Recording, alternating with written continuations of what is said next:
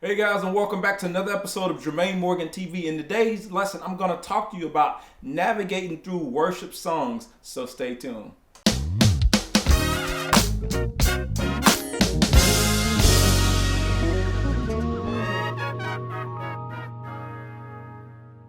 Welcome back to another episode, and today I wanted to first address my new subscribers. If you're new to this channel, man, thank you so much for subscribing to this channel. I really appreciate you being here. And if you hadn't done it already, please take a chance to browse the channel and see what all information is here. There's Jermaine Morgan TV Season 3, Season 4, Season 2, and Season 1. And there's a lot of material I cover here, as well as the live talks we do every Tuesday morning at 7:30 a.m. I'm here live for about an hour each week to talk to you guys, to answer your questions, as well as grooves and motivation videos that I'm posting every single week. So there's a lot of content, and I appreciate you guys being here. There's a lot more to come, so be sure you turn on my notifications if you haven't done that. All right, so today I want to give you guys some tools to help you navigate around this backing track that I uploaded at the beginning of the week. Oh yeah, and side note, every single week, every Monday, I'm dropping a backing track, so make sure you guys always check in. All right, so I want to kind of help you navigate around this track, and not just this track, but songs that feel like this, because I've been getting, the reason I've done this backing track, I've gotten a lot of questions asking, how do I navigate around like worship songs that are very, very simple in nature like that? What do I add? Because most people are kind of bored with playing the same thing, but those are those kind of songs you don't want to do too much because you'll begin to take away from the song. But what can I add to the song that can push it along, that has me moving, that adds a little variety to it, but not taking away from the intent of the song? And I totally get it. I've been there. I played this kind of music for years, and so I totally understand it. So I want to give you guys some tools for navigating around this backing track. Now, this track is not an original from me. It's actually from a group called Group to Praise, and a friend of mine who's the musician with that group allowed me the rights to use this song for a backing track. So shout out to Group to Praise and Willie Ware for allowing me to use this track to share with you guys. All right, so the song is in the key of C, by the way. And what we're gonna do with this song, I'm gonna show you the progression. It's very, very simple progression.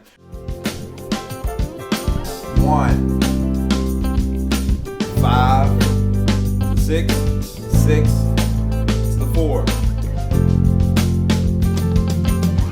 All right, and that's the entire progression. That's a really, really common progression in like more contemporary Christian songs. You have a lot of songs that follow either that progression or a really similar progression. So I want to use something really simple for you guys to understand. The first thing you'll notice in this backing track is it starts at a lower level, and so I'm playing whole notes. So you hear me at the very beginning of the song. I kind of build it in stages. I go from whole notes, and then I go into this little groove thing, and then I start moving around a little bit more as the song continues to build. All right, so this song is kind of built in 3 stages, so to speak.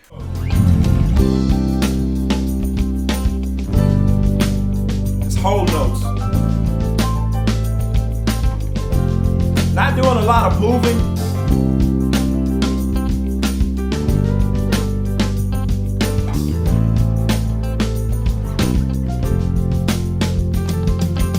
So before we get to the next section, one thing I want to point out what I'm doing, it sounds really simple, but a lot of times it's the simple detail that makes the most difference in the song. It doesn't sound like I'm doing much there. It's like, okay, yeah, you're just playing whole notes. When you really sit down and listen to what I'm doing more than just playing whole notes. I'm paying attention to how I'm getting from note to note. So 2, 3, 4, 2, 3, 4, 2, 3, 4. It's like there's a slight slide or lead into each note. And so instead of going really aggressive, we can lean into it. 2, 3, 4, 2, 3. You see, I'm sliding into the note. 2, 3, 4, 2, 3, 4. And I slide out of that. But it's not aggressive. That's the thing about the slides that I'm doing. They're not really aggressive. So 3, 4, 2, 3, 4, 2, 3, 4. It's real subtle, So I'm giving that really smooth texture at the beginning of the song to just make sure everything feels really smooth. And probably the next time around, I'll begin to add octaves in. So I'll go 2, 3, 4, 2, 3. You know what I'm saying? On the 4, 2, 3, 4. Doing the same thing when I'm adding the octave, slide into it. 2, 3, 4. 2, 3, 4. 2, 3. And it's up to you how you want to navigate as far as the timing. That is relative. But the thing about it, in a song like this, you always remember less is more. Okay? And so as I go to the next section of the song,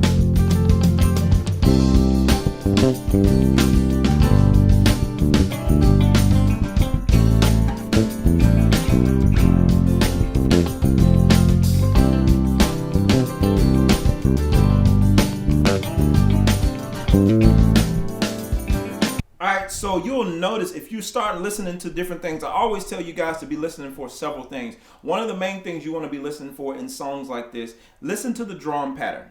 All right, so in that next section, you can hear the drums going boom, boom, boom. I'm listening to those type things to kind of determine what type of bass line approach that I'm going to do with the song. So I might play.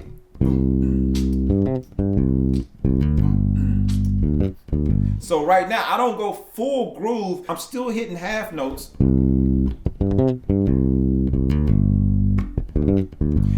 the reason why I'm hitting half notes on the first part of the groove, because I'm listening to the strum pattern of the guitar. 3,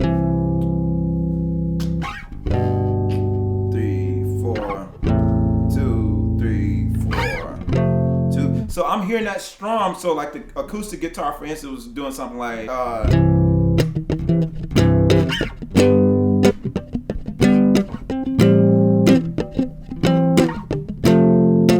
so I'm listening to all of that different stuff. So his first downstroke is a strum. So I want to play smooth as we're kind of transitioning from section to section, because the biggest thing about these songs, you want to give yourself somewhere to go. You want to let the song climb. You want to have like a crescendo type approach with your bass line. So you're doing this the entire time. Okay? And so you don't want to just come out of the gate.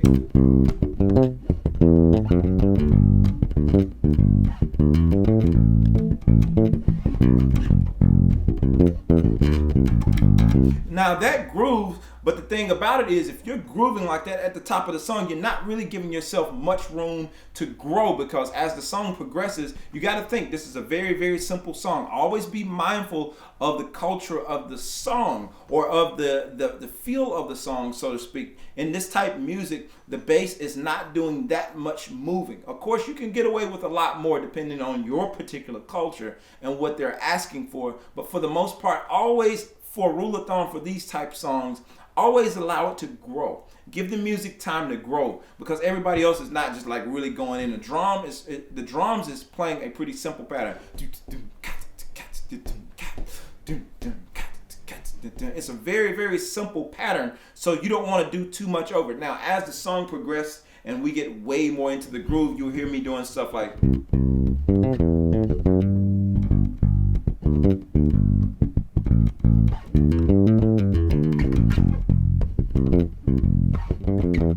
And I might start to add some substitutions in there, like playing the 3 instead of the 1. And that's basically me just pulling from that major triad. You know what I'm saying? And I'm just pulling that 3, or I could play the 5. Either one of those that fit that chord, because I know that's a C major. I'm just pulling one of the chord tones from that triad. We talked about it in another lesson about substitutions and that kind of thing, so I won't spend much time in this lesson doing that. But just know that you can pull any one of those notes from that triad to substitute over the 1. But the thing about the substitutions, you want to sometimes wait later into the song before you introduce chord substitutions, and always make sure that the foundation is established. So things I'll leave with you guys so you can get to practicing on this track.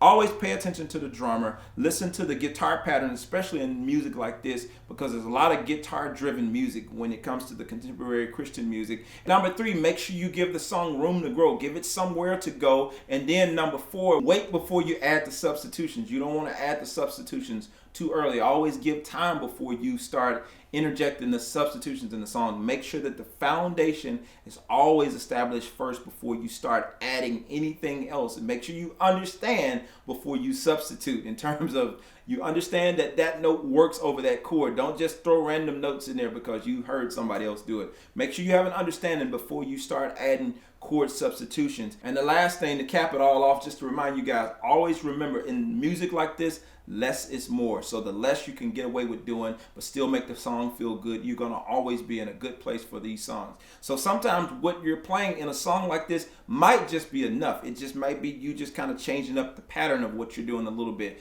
This song really doesn't require a lot of licks and that kind of thing. Just remember just to play the song first. Always respect the music first, and you guys should be good. Listen, this has been Jermaine Morgan. I just want to come on here and give you guys a few tips about navigating around worship music, and little tips and things you can add to help enhance your playing and ultimately help you unlock your sound. Appreciate you guys watching. If you enjoyed this video, be sure to give it a thumbs up. If you want to continue in this lesson as I share a few more tips, I invite you to join the monthly membership. If not, I will see you guys on the next video. Take care. I'm out. Peace.